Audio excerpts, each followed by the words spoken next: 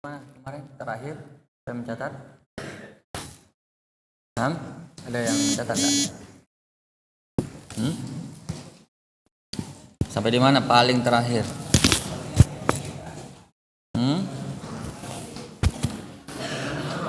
Belum Muharram. Baik, sekarang kita masuk kembali kita ke kitab yang dulu sebelum masuk bab bulan Muharram. Kita masuk dalam kitab Raf'ul Malam an A'immatil A'lam, mengangkat celaan dari para imam-imam a'lam, imam-imam mazhab yang diikuti. Siapa yang bawa kitab atau ada yang bawa catatannya? Coba lihat yang paling terakhir kita ambil. Masih ada yang ingat? Kalau ada yang ingat, kasih hadiah satu. Ada yang bawa catatannya enggak?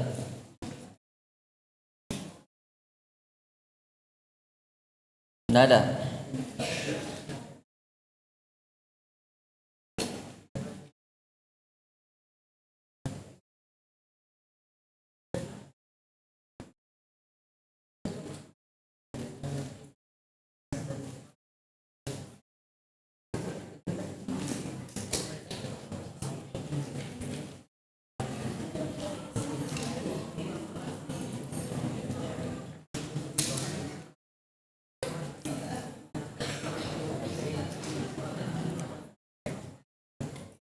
Oh, baik.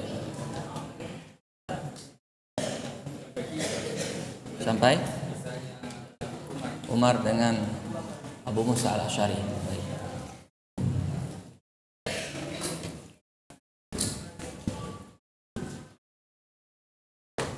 Baik, kita merajaah sedikit seperti biasa.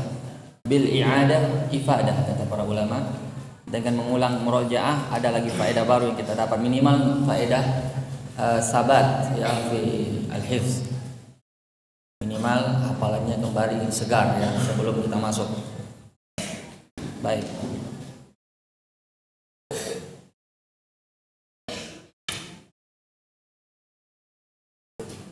siapa yang bisa jawab? Sebutkan alasan kenapa kita tidak boleh mencela para ulama. Satu atau dua alasan yang dia ingat saja. Silakan. Apa? Coba perjelas. Enggak, bukan itu yang Anda maksud. Ini yang berkaitan dengan pelajaran kita. Sebab kenapa kita tidak boleh mencela para ulama sudah kita bahas pada kitab ini. Ada beberapa poin Anda poinkan. Siapa yang masih ingat? Tidak diragukan ulama adalah pewaris para nabi, tapi bukan itu maksudnya. Mereka para ulama kan berdalil juga dengan Al-Quran, berdalil dengan hadis. Kadang mereka beristihad, tapi kadang istihadnya benar, kadang salah. Nah, ini yang kita tanyakan. Kenapa kita tidak boleh mencela para ulama ketika mereka salah? Itu pertanyaannya. Silakan.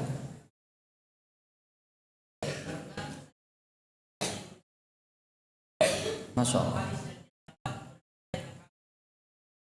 Nah, jadi itu uzur yang diberikan sehingga kita tidak boleh mencela mereka. Baik, jazakallah. Silakan dipilih. Silakan. Antum ngerjain lagi diet. Silakan. Antum udah suka coklat? Dipilih. Antum yang mana? Yang merah? Satu pasang. Oh, satu pasang. Jangan yang biru ternyata. Masya Allah. Masya Allah. Langsung satu paket. Apa? Baik, ahsanallahu ilaik. Masya Allah. Ini penyegaran ilmu ya. Baik.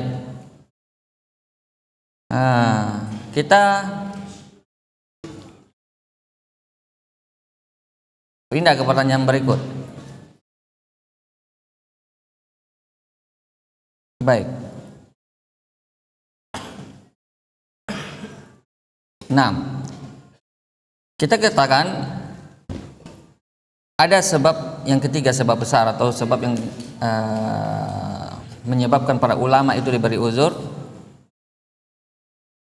bahwa hadis itu diyakini lemah oleh ulama tersebut walaupun hadis itu sudah sampai kepadanya, sehingga dia tidak menggunakan hadis tersebut. Siapa yang bisa memberikan contoh terhadap alasan ini? Jadi kita katakan kemarin, boleh jadi hadis itu belum sampai atau sampai kepadanya tapi dia berkeyakinan bahwa hadis itu sahih tapi tidak berkaitan dengan masalah tersebut. Sudah disebutkan 2 poin ini oleh teman antum tadi. Ada poin ketiga, bahwa hadis itu diyakini kedhaifannya oleh ulama tersebut, ya tidak bisa dijadikan hujjah. Siapa yang bisa kasihkan contoh? Ada ulama mengatakan hadis ini dhaif, ada mengatakan hadis ini sahih. Cepat, waktu kita tidak banyak. Siapa yang bisa jawab? Tentang masalah apa? Contohnya ini, kasusnya ini, hadisnya.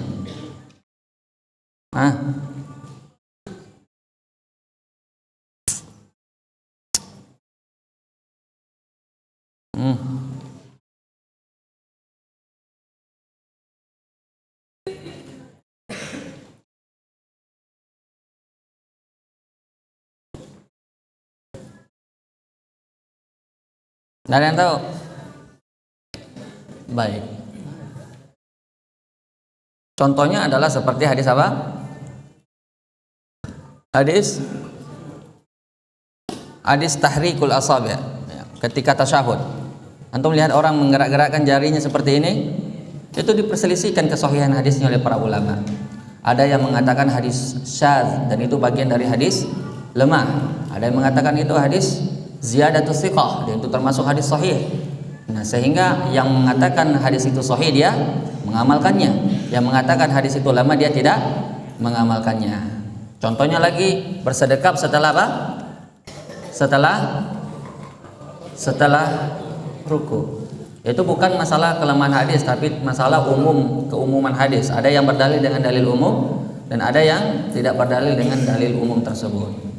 Karena mereka mengatakan bahwa kalau seandainya Nabi melakukan itu pasti akan dinukil kepada kita sebagaimana dinukilnya beliau bersedekap sebelum ruku.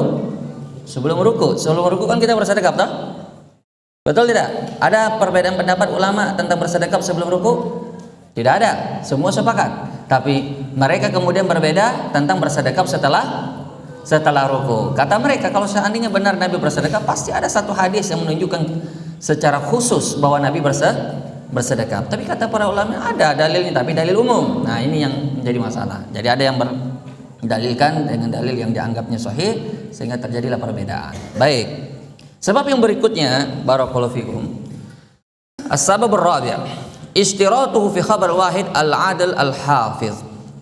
Ya, dia mempersyaratkan pada hadis tersebut perawinya harus adil dan hafiz. Yang mungkin saja berbeda dengan syarat para ulama yang lainnya. Nah, ini jadi poinnya. Jadi ternyata persyaratan seorang perawi hadis itu juga seperti masalah fikih. Ada perbedaan pendapat juga terkadang di kalangan para ulama yang kemudian konsekuensinya juga mengakibatkan perbedaan pada penerimaan atau penolakan hadis tersebut. Kalau dia mengatakan syarat ini benar, artinya harus adil, harus hafiz, maka dia terima hadis ini dengan syaratnya. Berarti kalau dia tidak adil, tidak hafiz, dia anggap hadis itu tidak sahih. Nah, ini persyaratan berat sekali. Makanya terjadi semacam perbedaan dalam menentukan persyaratan ini. Ini juga sebab perbedaan, ya, dari kalangan ulama menyebabkan apa?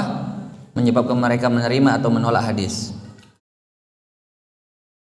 Begitu juga permasalahan hadis yang mereka persyaratkan harus disyaratkan diriwayatkan oleh banyak perawi jika permasalahan itu mimma ta'ummu bihi balwa. Apa itu mimma ta'ummu bihi balwa? Yaitu permasalahan yang dirasakan oleh semua orang pada umumnya. Jadi kalau seandainya permasalahan itu masalah umum, maka perawinya harus banyak. Itu persyaratan sebagian ulama, diantaranya Imam Abu Hanifah. Saya perjelas lagi. Ketika Nabi bersabda tentang syaratnya wali syaratnya wali, tentang keabsahan nikah. Nikah tanpa wali sah apa tidak sah? Sah apa tidak sah? Sah atau tidak sah? Tidak sah menurut mayoritas. Sedangkan menurut Imam Abu Hanifah sah. Siapa yang tahu alasannya? Kalau yang tahu alasannya ambil ini semua. Silakan. Lah. Ada yang tahu jawabannya? Tidak ada yang tahu pasti. Silakan, coba, siapa tahu benar. Saya ulang jawabannya. Kenapa Imam Abu Hanifah mengatakan nikah tanpa wali hukumnya sah?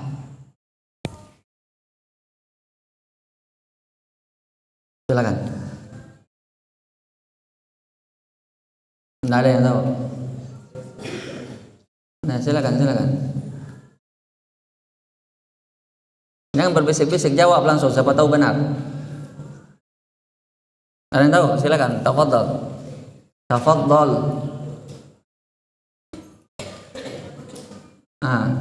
Nggak ada. Masya Allah. Barusan kita membahas masalah apa? Masalah umum. Mimma ta'ummu bihi balwa. Masalah umum yang dirasakan oleh semua orang, termasuk masalah pernikahan. Semua kita laki-laki maupun perempuan pada umumnya orang menikah. Maka kata Imam Abu Hanifah, kalau seandainya wali itu memang syarat sah nikah, maka tentu yang meriwayatkan hadis tentang syarat wali ini itu minimal sekian orang, banyak, intinya mutawatir, bukan 1-2 orang sahabat saja kata beliau. Makanya beliau sampai hadisnya kepadanya tentang la nikah illa biwali. La nikaha illa biwali diterjemahkan oleh mayoritas ulama mazhab, Imam Malik, Imam Syafi'i, Imam Ahmad, itu adalah tidak sah. Kan la nikaha, la itu la nafiyah dan muhtamil maknayain. Dia memiliki kemungkinan 2 makna. Bisa bermakna tidak sah dan bisa bermakna tidak sempurna. Tidak sah inilah yang dipahami oleh mayoritas ulama. Ulama Syafi'i, ulama Malik, ulama Imam Ahmad. Itu mereka pahami tidak sah. Tapi Imam Abu Hanifah memahami makna yang kedua itu tidak sempurna. Alasannya kenapa? Karena masalah ini masalah ta'ummu bihi balwa, sesuatu umum yang tapi periwayatnya sedikit. Nah, ini persyaratannya khusus Imam Abu Hanifah. Persyaratan khusus oleh Imam Abu Hanifah yang mungkin diselisih oleh para ulama yang lain. Dan ini yang pendapat yang lebih tepat, yaitu tidak perlu persyaratan banyak orang yang harus meriwayatkan hadis yang mimma ta'ummu bihi balwa. Nah, inilah rahasianya kenapa Imam Abu Hanifah mengatakan bahwa nikah tanpa wali tetap sah. Lalu bagaimana beliau menafsirkan hadis ini, la nikaha illa biwali? Kata beliau, la nikaha yakni la tatim ay la tukmil, tidak sempurna nikah kecuali dengan wali. Tidak sempurna artinya apa? Tetap sah, tapi kurang sempurna. Tetap sah, cuma kurang sempurna. Nah, begini juga masalah lain. Saya kasih contoh masalah lain. Saya kasih contoh lain. Atau siapa yang memberikan contoh yang lain yang semisal persis dengan hadis ini kasusnya? Tafadhol. Siapa yang bisa jawab? Yang semisal persis kayak begini kasusnya. Perbedaan antara Imam Abu Hanifah dengan mayoritas atau jumhur ulama yang alasannya seperti ini. Coba siapa yang bisa jawab? Setiap bukan itu. Ini permasalahan antara Imam Abu Hanifah dengan jumhur. Karena kita berbicara prinsip apa? Mimma ta'ummu bihi balwa, dan Imam Abu Hanifah yang memegang ini prinsip. Imam Malik tidak. Imam Malik tidak menganggap ini prinsip benar. Yang ana bilang Imam Abu Hanifah menganggap prinsip ini benar, bahwa sesuatu yang umum untuk kaum muslimin itu tidak cukup diriwayatkan 1-2 orang perawi saja, harus banyak perawinya kata beliau. Nah, diantaranya masalahnya masalah apa? Masalah wali nikah. Terus masalah apa lagi? Coba pikir-pikir dulu. Setiap hari kita lakukan 5 kali sehari. Apa itu? Masalah sholat, iya apa masalahnya? Apa masalahnya kira-kira? Gak ada yang tahu? Masalah sholat, betul masalah sholat. Apa masalahnya? Berdoa setelah sholat. Apa yang bilang Imam Abu Hanifah berdoa setelah sholat? Bukan doa setelah sholat, bukan. Apa kira-kira? Antum mestinya memiliki deskripsi ya, pembanding. Antum menggambarkan sesuatu. Kalau seandainya masalahnya begini, pasti tidak akan jauh-jauh dengan masalah yang barusan kita sebutkan. Kalau tadi masalahnya berkaitan dengan tidak sahnya nikah, berarti ini berkaitan dengan tidak sahnya sholat. Apa itu masalahnya?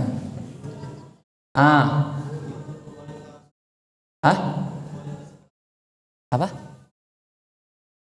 Menyentuh wanita setelah wudhu, tidak ada hubungannya. Menyentuh setelah wanita wudhu itu perbedaan antara Imam Syafi'i, Imam Malik dan Imam Ahmad dan Imam Abu Hanifah. Itu 3 mazhab dalam hal itu. Apakah batal wudhu atau tidak? Menurut Imam Abu Hanifah tidak batal sama sekali. Menurut Imam Ahmad dan Imam Malik batal kalau dengan syahwat. Menurut Imam Syafi'i batal secara mutlak walaupun tidak dengan syahwat. Bukan itu. Ini berkaitan dengan sholat. Ahibatikir. Al-Fatihah. Ahsanta. Apa masalahnya? Ahsanta ta'ala. Pilih. Rukun atau tidaknya Al-Fatihah di dalam sholat. Yang mana antum suka? Atau ambil semuanya? Antum mau semua enggak? Oh bisa juga. Ya 3. Jazakallah khair. Bisa 3 lagi. Barakallahu fikum. Ahsanta barakallahu fikum. Nabi bersabda di dalam hadisnya, la sholata illa bi Fatihatil kitab. Man lam yaqra bi Fatihatil kitab fa sholatu khidajun. Nah, la sholata illa bi Fatihatil kitab dipahami oleh mayoritas ulama mazhab Imam Syafi'i, Imam Malik dan Imam Ahmad itu tidak sah. Sehingga Al-Fatihah itu adalah rukun. Hadis ini sahih diriwayatkan Bukhari dan Muslim. Tidak perlu dipertanyakan. Begitupun tentang hadis wali nikah tadi, hadisnya sahih. Jadi tidak ada permasalahan di sahih atau tidaknya itu hadis. Tapi permasalahannya dalam masalah prinsip tadi ini, yaitu apakah permasalahan ini mimma ta'ummu bihi balwa atau tidak. Nah, menurut Imam Abu Hanifah bukan tidak sah, tapi tidak sempurna. Dan beliau mengatakan bahwa Al-Fatihah bukan bagian dari rukun karena la di sini maksudnya bukan tidak sah tapi tidak sempurna. Dan beliau tentu punya dalil lain, di antara dalil hadis musii'is shalah. Karena Nabi mengatakan pada hadis musii'is shalah, iqra' ma tayassara ma'aka minal Qur'an. Baca dari Al-Qur'an yang kamu hafal. Ini orang yang baru belajar salat, kemudian dia jelek salatnya dan Nabi ajarkan salat yang sah. Lalu di antara hadis tersebut disebutkan faqra' ma tayassara ma'aka minal Qur'an. Jadi di situ tidak disebutkan Al-Fatihah kata beliau. Di samping beliau juga mengatakan hadis ini mimma ta'ummu bihi balwa, tapi periwayatnya sedikit. Maka beliau menganggap bahwa bukan maksudnya tidak sah, tapi tidak sempurna. Jadi sah-sah saja kalau tidak baca Al-Fatihah. Satu lagi. Ada lagi yang tahu masalah yang persis semisal antara Imam Abu Hanifah dan mayoritas? Cukup ya. Jadi intinya antum sudah paham masalahnya, itu sudah cukup. Intinya bahwa prinsip ini benar apa tidak? Ini yang paling penting kita ketahui sebetulnya. Nah, adapun tadi sekedar contoh, ana ingatkan kepada antum bahwa antum akan mendapatkan nanti di buku-buku fikih bahwa ada saja ulama yang berpendapat boleh-boleh saja menikah tanpa wali, itu Al-Fatihah bukan rukun. Itu mungkin akan membuat sedikit kita goncang. Kenapa? Karena ini ulama besar, ulama rujukan. Tapi karena kita belajar kitab Raf'ul Malam an A'immatil A'lam, kita paham mereka diberi uzur. Mereka diberi uzur. Jadi jangan berdalih ada di ulama yang berpendapat. Nah, itu yang tidak boleh, yaitu yang ingin kita sampaikan pesannya, bahwa setiap ulama itu memiliki ketergelinciran, dan setiap ketergelinciran ulama dijelaskan oleh ulama-ulama yang selevel atau sekaliber dengan mereka. Jadi kalau seandainya ada seseorang yang menjelaskan ketergelinciran atau kesalahan seorang ulama dan kita menyampaikannya, bukan berarti kita lebih hebat daripada Imam Syafi'i. Ada sebagian orang kita jelaskan bahwa Imam Syafi'i keliru dalam masalah ini, dia kira kita lebih hebat daripada Imam Syafi'i. Bukan jamaah. Kita ini menyampaikan apa pendapat dari ulama yang selevel dengan beliau, bahkan juga levelnya lebih tinggi daripada beliau. Kita sebutkan pendapat Imam Malik misalnya. Imam Malik mana yang tinggi levelnya pada Imam Syafi'i? Ya jelas Imam Malik gurunya kok. Betul tidak? Imam Malik gurunya Imam Syafi'i. Imam Malik itu ketika punya kitab Muwatta, muridnya banyak sekali.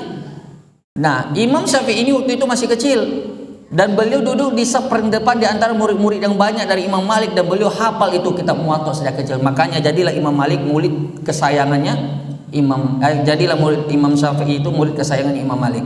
Karena Imam Syafi'i sejak kecil memiliki hafalan yang luar biasa. Jadi bukan kita yang lebih hebat daripada ulama tersebut. Nah, sekarang poinnya adalah di mana letak kesalahan ini prinsip bahwa permasalahan umum atau bima ta'ummu bihi balwa itu harus diriwayatkan oleh banyak perawi. Yaitu tadi, jangankan masalah hukum, ini kan masalah hukum ya, halal haram sah atau tidak sah. Masalah akidah saja tidak harus mutawatir. Nah, ini yang harus diperjelas. Seperti hadis apa contohnya? Masalah akidah tapi periwayatnya cuma satu orang sahabat saja. Jawab. Siapa yang bisa jawab? Saya kira mau jawab, ternyata mau ke toilet. Silakan. Siapa yang mau jawab kira-kira? Hadis masalah yang lebih penting dari masalah fikih, yaitu masalah akidah, keyakinan seseorang. Ini berkaitan dengan sah tidak sahnya suatu amalan, bahkan pondasinya suatu amalan, masalah akidah. Tapi diterima darinya itu hadis, padahal cuma satu di perawinya. Siapa yang tahu apa itu hadisnya? Azab kubur. Itu banyak perawinya, itu mutawatir makna itu. Mutawatir makna malah itu hadis tentang azab kubur. Karena Nabi mengajarkan kepada para sahabatnya dan para sahabatnya mengamalkan itu doa. A'udzubillahi dari 4 hal itu kan, min adzabil qabr wa min adzabi jahannam wa min fitnatil mahya wa mamat wa min fitnah masihid dajjal. 4 fitnah ini diamalkan oleh para sahabat. Ini namanya mutawatirul ma'na, bukan mazhab kubur. Ada hadis satu di perawinya dari kalangan sahabat, namun diterima darinya, walaupun itu satu orang saja perawinya. Tapi ini masalah akidah, siapa yang tahu?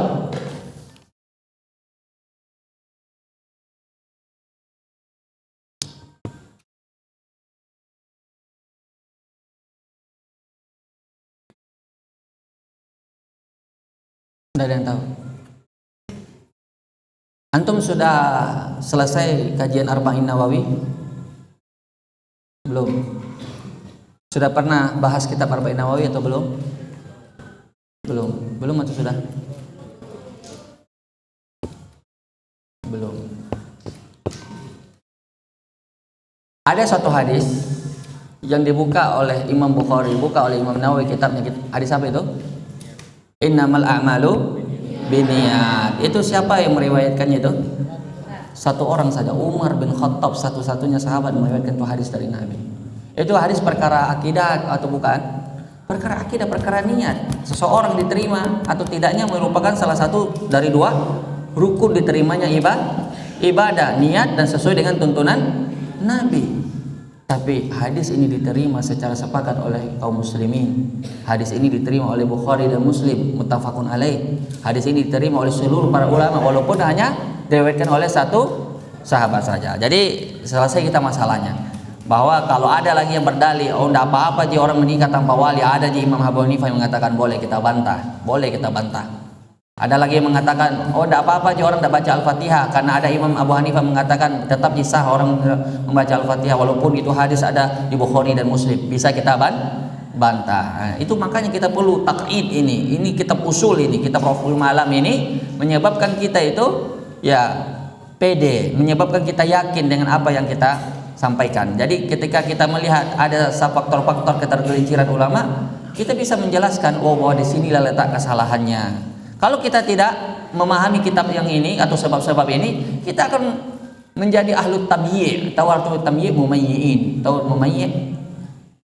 Tahu mumayyi'? Mumayyi' itu lembe. Artinya lembe apa ya? Mumayyi' itu yang penting sholat, yang tidak sholat, yang tidak salah itu kalau tidak tidak sholat itu namanya mumayyiz. Kemanya itu, bahkan sebagian ustaz-ustaz juga begitu. Tidak usah dipermasalahkan masalah itu, yang salah itu apa? Kalau tidak sholat katanya. Buat apa kau mengaji kalau begitu? Orang mengaji, membahas mana yang lebih roji, itu yang dia amalkan, itu dia pegang sebagai agamanya, itu gunanya membahas, mengaji ilmiah. Tapi kalau ujung-ujungnya semua benar, yang salah itu kalau tidak sholat, ya biar lagi tidak mengaji, kita tahu-tahu jijik tak? Bilang jangan bikin permasalahan masalah kunut. Yang salah itu yang tidak sholat katanya. Itu orang awam boleh diterima dari mereka karena mereka tidak paham. Tapi kalau kita yang belajar mengaji, kita boleh saja mendiskusikan secara ilmiah, tapi secara adab tentunya kita membahas, membantah dan menerima secara ilmiah. Apa alasan kita menolak ini dalilnya? Apa alasan kita menerima ini dalilnya? Itu baru ilmiah. Bukan ujung-ujungnya bilang yang salah itu yang tidak sah. Yang tidak sah itu tahu-tahu jadi semua orang semuanya. Itu bahasa-bahasaan itu. Bahasa-bahasa apa? Mumayyi'in. Jadi dengan mempelajari ini kitab kita paham sisi-sisi sebab sebagian ulama itu keliru, tergelincir. Kenapa ulama ini tidak menerima ini hadis? Oh, ini alasannya. Baik. Kita lanjut. Sebab yang kelima, an yakunal haditsu qad balaghahu wa sabata indahu walakin nasiyahu. Ini juga sering terjadi. Hadis itu telah sampai kepadanya namun dia lupa itu hadis. Ini sering.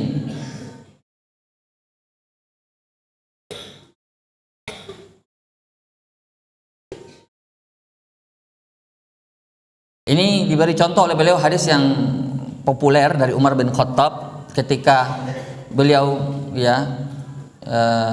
ditanya tentang laki-laki yang junub fi safar, dalam keadaan musafir, dalam keadaan safar, lalu dia tidak mendapatkan air. Lalu Umar menjawab, la yusolli hatta yajidul ma. Dia tidak sholat sampai dia mendapatkan air. Lalu berkata Ammar bin Yasir, Ammar bin Yasir ini adalah teman beliau waktu itu di dalam safar. Ya Amirul Mukminin, amatazakkarta atau amatatazakkar id kuntu ana wa anta fil ibil fa ajnabna. Wahai Amirul Mukminin, tidakkah kau ingat waktu kita sama-sama junub dan kita berada di atas onta dulu waktu kita sama-sama musafir, lalu kita sama-sama dalam keadaan junub. Fa amma ana fatamarraqtu kama tamarraqul dabbah. Adapun saya yang saya lakukan adalah saya guling-guling di padang pasir seperti berguling-gulingnya hewan. Maksudnya dia menjadikan pasir itu untuk pengganti air. Jadi dia guling-guling untuk membasahi seluruh tubuhnya atau melumuri seluruh tubuhnya dengan tanah, dengan debu padang pasir, tanah padang pasir. Jadi dia berijtihad bahwa kalau tidak ada air maka penggantinya adalah tanah. Jadi kalau seandainya air itu mencuci muka, tangan, itu untuk wudhu, tapi kalau untuk mandi kan dibasahi semuanya. Tapi karena tidak ada air, maka dia jadikan ini tanah, dia lumuri kepada seluruh badannya. Dia guling-guling ini di tanah padang pasir sampai semua badannya kena tanah. Lalu wa amma anta falam tusolli. Adapun engkau, engkau wahai Umar, engkau tidak sholat. Fa zakartu zalika li Nabi sallallahu alaihi wasallam. Lalu saya menanyakan hal tersebut kepada Nabi. Faqala innama yakfika hakadha. Lalu Nabi menjawab, sesungguhnya cukup bagimu begini. Maksudnya daraba biyadihi ilal ard, yakni bertayamum maksudnya. Dia mengajarkan sahabatnya itu bertayamum. Cukup saja sebenarnya kalian melakukan tayamum. Jadi tayamum itu bisa untuk menghilangkan hadas kecil dan hadas besar. Kalau tidak ada air maka tayamum pengganti wudhu dan mandi besar atau mandi junub. Nah, ternyata hadis ini Umar adalah termasuk salah seorang yang mengalaminya bersama Ammar bin Yasir. Namun tatkala dia ditanya lupa dia hadis ini radhiyallahu taala anhu. Nah, tatkala diingatkan oleh Ammar bin Yasir, lalu Umar mengatakan,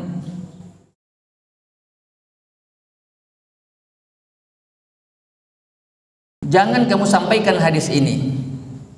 Artinya karena beliau lupa.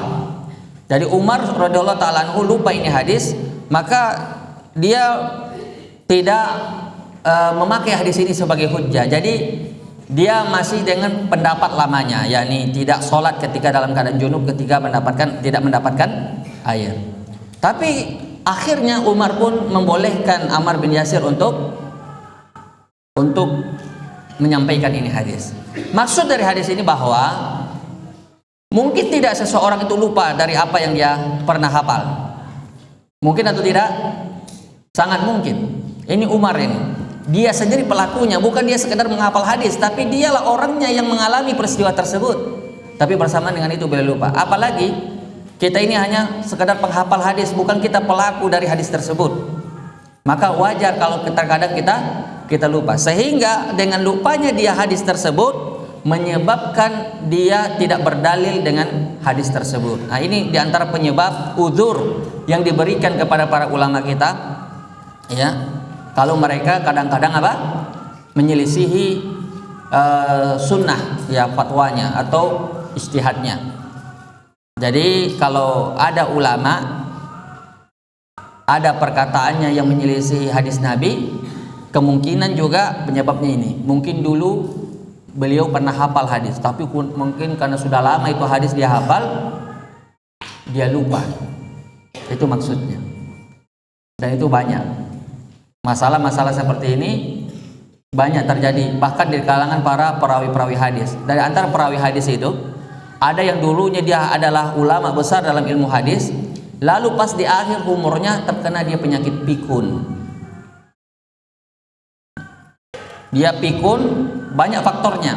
Ada pikun karena faktor natural, karena faktor umur, ada dia lupa karena faktor trauma. Ada sebagian ulama yang terbakar kitabnya sehingga dia menjadi stres, trauma, sehingga dia karena goncangan akalnya dia lupa hadis-hadis yang dulu yang dia riwayatkan. Makanya para ahli hadis memiliki sikap dalam menyikapi ulama-ulama yang berubah di akhir hayatnya, berubah hafalannya.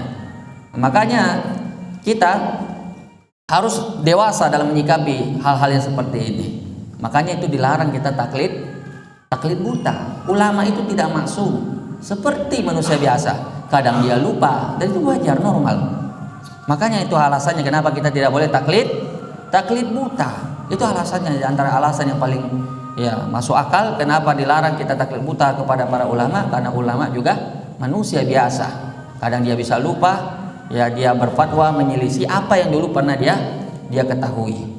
Maka kalau seandainya antum temukan di sebagian hadis misalnya, makanya ini juga masalah yang diperselisihkan oleh para ulama. Kalau ada perawi mengamalkan bertentangan dengan hadis yang dia riwayatkan sendiri, yang mana yang kita ikuti? Amalannya atau yang diriwayatkannya? Saya ulangi pertanyaannya. Kalau ada perawi hadis seperti sahabat misalnya, dia meriwayatkan hadis,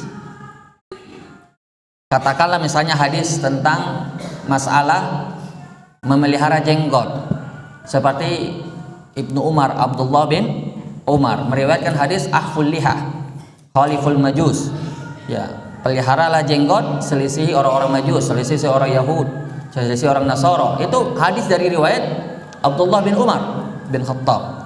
Nah, beliau di musim haji, beliau justru tidak memelihara, kan ahfu itu membiarkan, tidak disentuh-sentuh. Tapi beliau di musim haji, beliau potong jenggotnya melebihi genggaman. Nah, di sini terjadi perbedaan sikap dari kalangan para ulama belakangan menyikapi perbuatan Ibnu Umar bin Khattab ini. Ibnu Umar menyelisih hadis yang diriwayatkannya sendiri, katanya afu, berarti tidak boleh disentuh-sentuh, diganggu-ganggu. Tapi perbuatannya justru dia potong melebihi qabdah, yaitu genggaman. Yang mana diikuti kalau begitu? Riwayatnya dari Nabi yang katanya biarkan saja jenggotmu itu, atau perbuatannya Ibnu Umar yang justru memotong yang lebih dari satu genggaman? Kalau sudah memotong bukan berarti afu lagi namanya, berarti dia sudah membuat ijtihad sendiri. Dia telah mengganggunya, telah memotongnya. Nah, yang mana yang diikuti? Riwayatnya atau perkataannya? Atau riwayatnya atau perbuatannya? Apa alasannya? Kasih alasan yang masuk akal.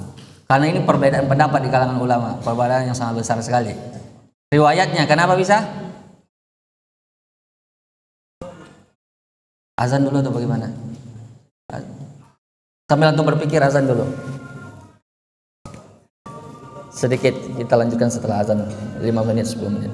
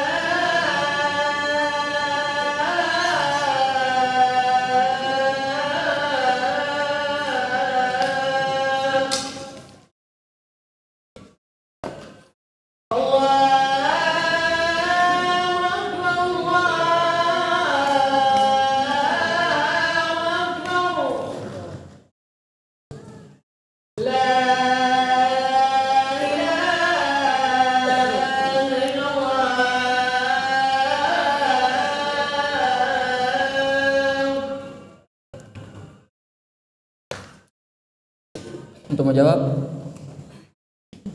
apa pertanyaannya tadi?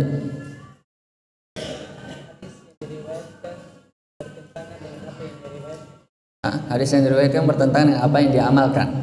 Ya, bukan yang diriwayatkan ya, yang dia amalkan. Yang mana yang kita ikuti? Amalannya atau riwayatnya? Nah, saya tidak tanya itu. Yang saya tanya, yang mana yang kita ikuti, terus sebutkan masing-masing alasannya. Kalau ini misalnya antum katakan yang saya ikuti adalah riwayatnya, apa alasannya? Oh, yang saya ikut adalah apa yang diamalkannya, apa alasannya? Itu yang saya maksud. Paham antum? Nah,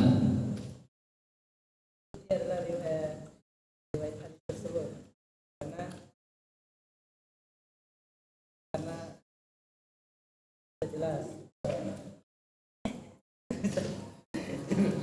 Dia diikuti riwayatnya.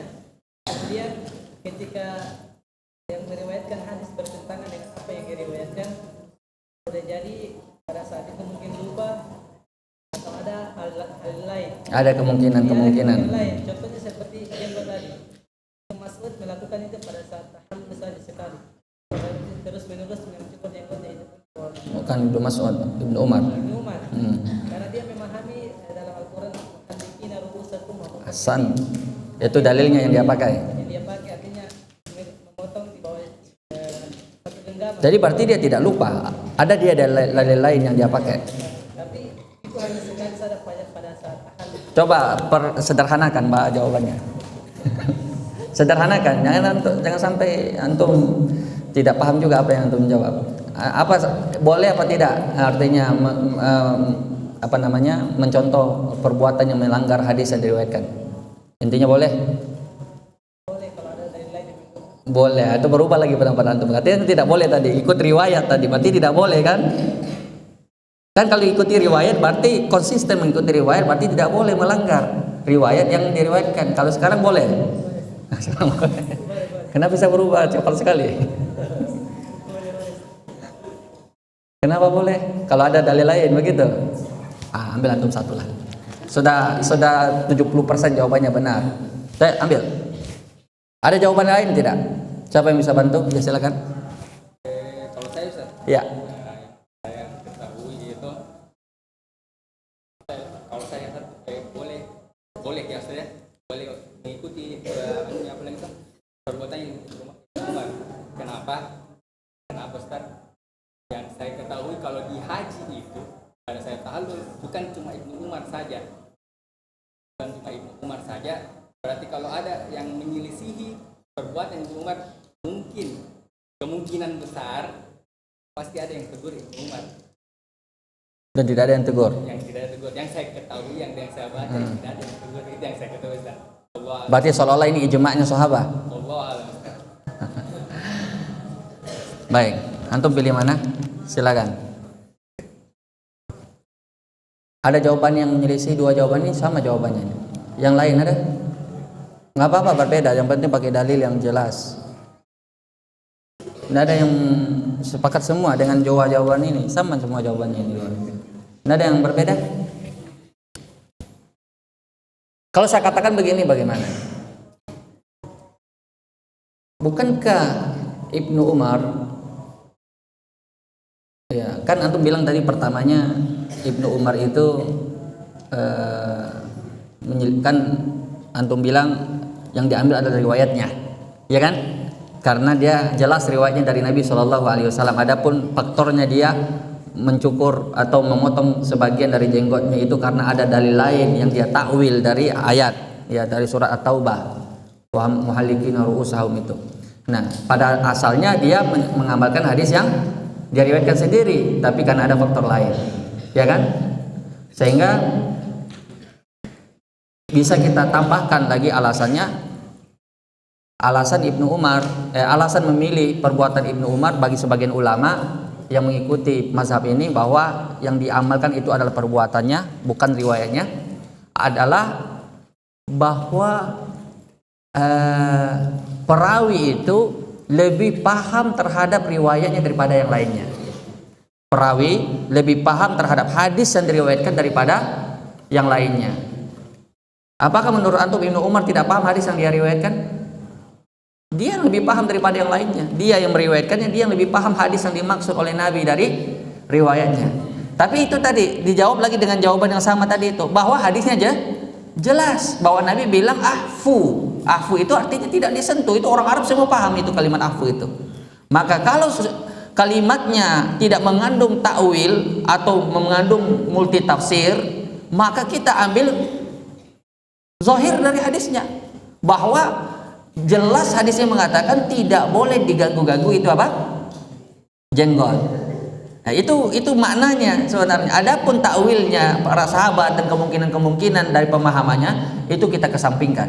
Menurut pendapat yang kedua, mereka berdalil lagi mengatakan bahwa yang harus diambil adalah riwayatnya, bukan amalannya, dari apa yang diamalkan oleh Abu Hurairah. Abu Hurairah adalah yang meriwayatkan hadis tentang masalah wudhu. Masalah wudhu, bahwa nanti umat Nabi Muhammad datang dengan bekas-bekas wudhu di hari kiamat, ya, mukanya bercahaya, tangannya bercahaya, pokoknya semua anggota wudhunya bercahaya. Sehingga Abu Hurairah beliau mentakwil bahwa kalau seandainya bekas wudhu yang kena air wudhu ini akan bercahaya nanti di hari kiamat, kalau begitu saya ingin memanjangkan cahayaku. Sehingga Abu Hurairah itu cara berwudhunya apa? Beliau membasuh tangannya sampai ketiaknya dan membasuh kakinya sampai betis, bukan sampai mata kaki. Nah, padahal beliau lah yang meriwayatkan hadis tentang tata cara wudhu. Nah, sekarang pertanyaannya, antum wudhunya cuci tangan sampai siku apa sampai ketiak? Kenapa antum tidak konsisten? Hah? Mestinya kalau begitu ikuti saja apa perbuatannya sahabat, karena dia yang lebih paham terhadap hadis yang diriwayatkan. Betul tidak? Nah, berarti kalau begitu nanti wudhunya sampai ketiak ya. Nanti kalau cuci kakinya supaya nanti antum bercahayanya lebih banyak. Supaya cahayanya sampai ke sini. Hah? Kira-kira bagaimana itu? Supaya nanti cahaya kakinya sampai betis. Maka dijawab. Pertama, perbuatan Abu Hurairah ini itu ijtihad pribadi beliau. Tidak ada sahabat yang mengikutinya. Yang kedua, bahwa Nabi mencontohkan sampai siku. Tidak ada Nabi satupun riwayat mencontohkan sampai ketiak. Dan sebaik-baiknya contoh apa yang dilakukan oleh Nabi. Dan ini sebagai bukti saja bahwa terkadang pemahaman sahabat kadang ada yang bertentangan dengan apa yang diriwayatkannya dari Nabi. Maka kalau begitu, maka yang kita ikuti apa? Riwayatnya, bukan amalannya. Seperti yang dibilang tadi, bahwasanya faktor pemahaman ada banyak kemungkinan. Bisa dia mentakwil atau salah paham, atau ada kondisi-kondisi tertentu yang menyebabkan dia menyelisihi hadis yang diriwayatkannya sendiri. Nah, ini yang dimaksud ya, kalau seseorang dikategorikan lupa terhadap riwayat hadis yang pernah dia riwayatkan. Ini masuk babnya. Jadi boleh jadi dia yang meriwayatkan hadisnya, tapi justru dia sendiri yang menyelisihinya. Maka yang kita pegang apanya? Riwayatnya. Bisa dipahami atau tidak? Nah, wallahu taala alam. Ada pertanyaan? Sebelum kita sholat, apa ada pertanyaan? Tanda ya, kita baru sampai sebab yang keberapa? Kelima. Nanti kita lanjutkan insyaallah. Ada pertanyaan? Silakan.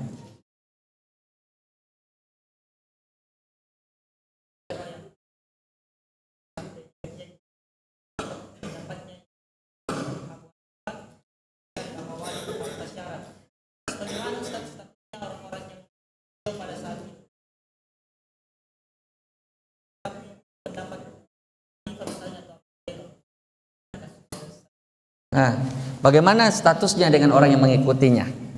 Kan kita menduga keras atau kuat dugaan kita bahwa ijtihad mereka itu keliru karena alasannya bahwa itu bertentangan dengan hadis Nabi. Tapi bagaimana dengan orang yang mengikuti ijtihad yang keliru? Apa statusnya mereka? Berdosakah mereka atau tidak? Berdosa? Misalnya pada masa itu ada orang yang mengikuti Abu Hurairah berwuduknya sampai ketiak, atau di masanya Imam Abu Hanifah murid-muridnya atau jamaah-jamaahnya Imam Abu Hanifah yang memperbolehkan menikah tanpa wali, sehingga anak-anak perempuannya diperbolehkan oleh mereka walaupun tanpa wali, karena itu bukan syarat sah, itu cuma penyempurna, syarat sempurna. Kira-kira berdosa apa tidak?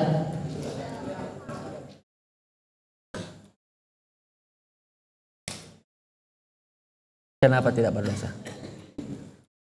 Antum bilang tidak berdosa. Apa alasannya? Siapa yang mengatakan tidak berdosa? Tidak ada? Berarti berdosa.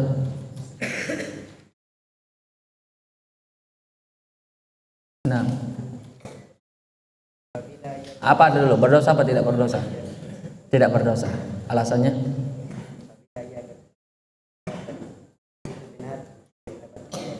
Itu kalau mustahidnya. Kalau orang yang mengikutinya bagaimana?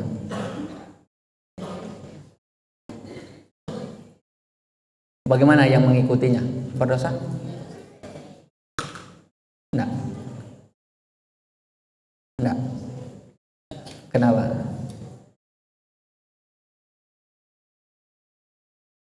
Kenapa enggak berdosa? Kan salah.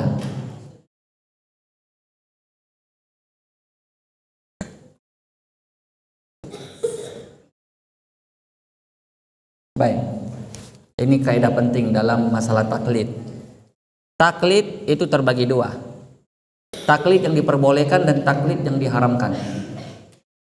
Taklid yang diperbolehkan dan taklid yang diharamkan. Adapun taklid yang diperbolehkan, sebagaimana Allah berfirman, "Fas'alu ahla dzikri in kuntum la ta'lamun." Dalam ayat ini Allah membagi jamaah kaum muslimin menjadi dua saja. Alladzina la ya'lamun walladzina ya'lamun. Orang yang tahu dan orang yang tidak tahu. Orang yang tidak tahu tugasnya apa? Bertanya, fas'alu ahla dzikri. Yang tahu tugasnya apa? Memberitahu. Tugasnya para ulama memberitahu. Nah, kebetulan yang diberitahu oleh ulama ini keliru. Sedangkan yang meminta fatwa ini tidak tahu kalau itu keliru, sehingga diikuti saja karena dia percaya sama ilmunya. Ini ulama besar, ulama rujukan. Tapi dia ini taklid, dia orang umum misalnya, tidak tahu dia, tidak ada yang mengingatkan bahwa ini salah, maka ini taklid yang diperbolehkan. Maka kalaupun dia salah, maka seperti kasusnya ini ulama yang salah, ya kan? Jadi dia dimaafkan. Tapi yang dilarang itu taklid yang kedua, taklid buta. Apa yang dimaksud dengan taklid buta? Taklid buta itu apa? Tetap mengikuti kesalahan walaupun telah sampai kepadanya kebenaran. Ini namanya taklid buta, ini haram. Ini masuk pada bab tauhid dan ini bahaya sekali. Ini sudah masuk babnya menuhankan ulama pada penghalalan dan pengharaman. Jadi orang Nasoro itu dicela oleh Allah dalam Al-Quran karena mereka menjadikan ruhban atau pendeta-pendeta mereka itu Tuhan selain Allah. Makanya ketika ada seorang sahabat yang masuk Islam, lalu Nabi mengatakan kepada dia sudah mantan pendeta. Kalian itu orang-orang Nasrani, kata Nabi, menjadikan pendeta-pendeta kalian itu sebagai Tuhan kalian. Lalu Ibnu Adi ini, sahabat ini mengatakan, tidak, kami tidak menyembah pendeta-pendeta kami. Lalu Nabi mengatakan, bukankah kalian menghalalkan apa yang dihalalkan oleh pendeta kalian padahal itu haram, dan mengharamkan apa yang diharamkan oleh pendeta kalian padahal itu halal dari Allah? Dia bilang, iya betul. Itulah peribadatan kepada mereka. Jadi mengikuti sesuatu yang jelas keharamannya, tapi dia tidak mau rujuk dari kesalahannya padahal sudah jelas keharamannya dan sudah datang pemberi peringatannya, sudah jelas baginya itu haram. Ini sama saja dengan perbuatannya orang-orang ahli kitab yang menjadikan ulama-ulamanya sebagai itu Tuhan selain Allah, yaitu dalam penghalalan dan pengharaman. Bisa dibedakan taklid buta dengan yang bukan taklid buta? Apa bedanya? Antum? Apa bedanya?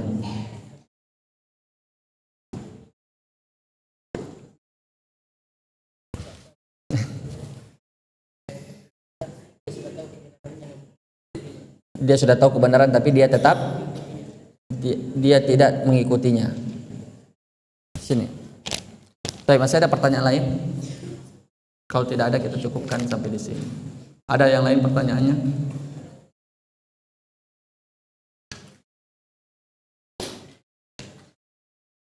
Sudah habis juga hadiah kita. Tidak ada lagi hadiah.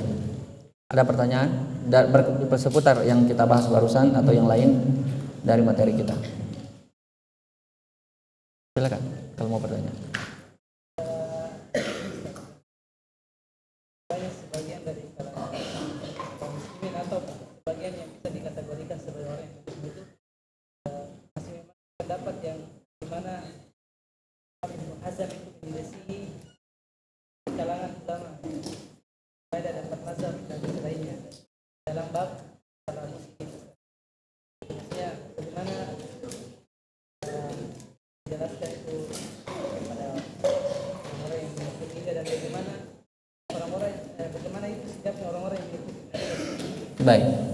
Pertama, bagaimana menyikapi orang yang masih berdalil dengan Ibnu Hazm dalam masalah musik padahal sudah jelas-jelas dalilnya. Ulama 4 mazhab telah sepakat dengan keharamannya, bahkan yang mengaku-ngaku mazhab Syafi'i dia tidak mengikuti mazhabnya padahal mazhab Syafi'i yang paling keras terhadap musik Bagaimana sikap kita terhadap orang seperti ini? Suruh dia ikut kajian Raful Malam, ikut bawa ke sini. Nanti kita jelaskan kenapa Ibnu Hazm itu harus diselisih dalam masalah ini. Terus kita katakan juga masalah lain kepada mereka. Itu kalau seandainya mereka mengikuti dengan ilmu, kita hormati mereka. Setiap saudara kita yang menyelisihi kita dengan ilmu, maka kita hormat kepadanya. Tapi ketika mereka menyelisihi kita dengan hawa nafsu, maka inilah yang disebut dengan hajar syar'i. Ketika kita sudah jelaskan dan dalilnya tidak ada, betul-betul sudah terang benderang baginya kebenaran, tapi dia tetap berkokoh dengan pendapatnya yang batil itu, maka itu tidak ada kebaikan pada orang tertentu. Tapi kalau dia menyelisih kita dengan ilmu, dia memegang pendapat halal musik misalnya, tapi dia betul-betul dia memiliki hujah yang kuat yang menurutnya itu benar, ya. Dan kita pun tidak bisa membuatnya menerima pendapat kita, maka kita hormati dia. Berarti dia menyelisih kita dengan ilmu. Beda kalau halnya kalau menyelisih kita dengan apa? Hawa nafsu. Sekarang saya ingin bertanya, bagaimana menurut antum? Kalau Ibnu Hazm berkata Imam Tirmizi itu tidak dikenal, diterima tidak perkataannya? Artinya tidak diambil darinya hadis-hadis. Ketika Ibnu Hazm ditanya tentang Imam Tirmizi, beliau majhul, tidak dikenal siapa Imam Tirmizi. Antum kenal Imam Tirmizi? Siapa beliau? Hah? Beliau salah satu Imam Kutubus Sittah, ummahat fi ilmu hadis. 6 rujukan dalam ilmu hadis Kutubus Sittah, salah satunya Sunan Tirmizi. Pertama Bukhari, Muslim, kemudian Sunan Abi Daud, Tirmizi, Ibnu Majah dan Nasai. 6 ummahatul kutub, rujukan dalam ilmu hadis. Imam Tirmizi faqih.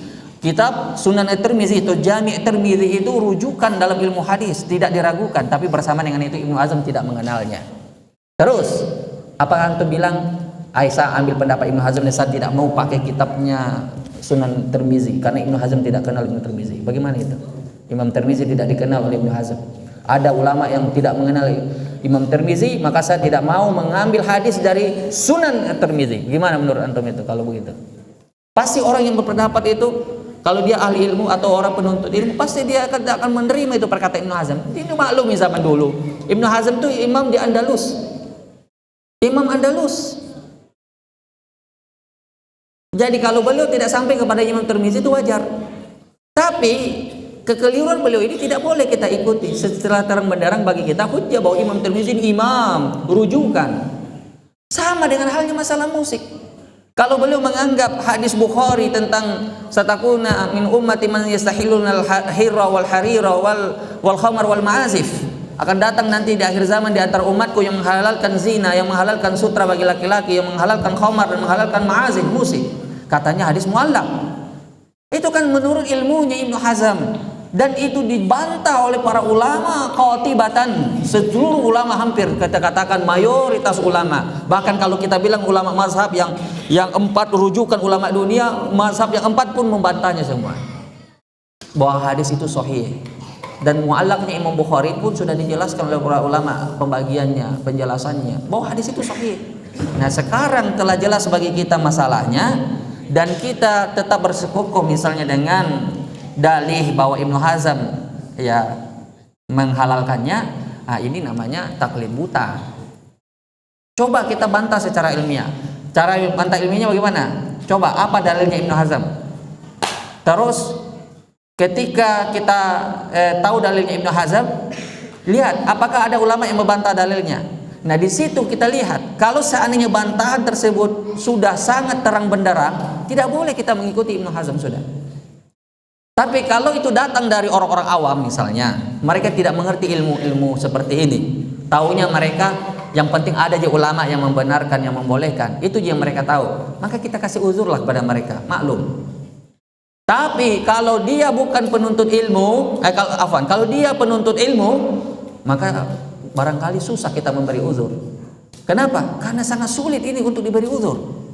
Makanya ada perkataan yang bagus, in kunta la tadri fatilka musibatun, fa in kunta tadri fal musibatu a'zamu.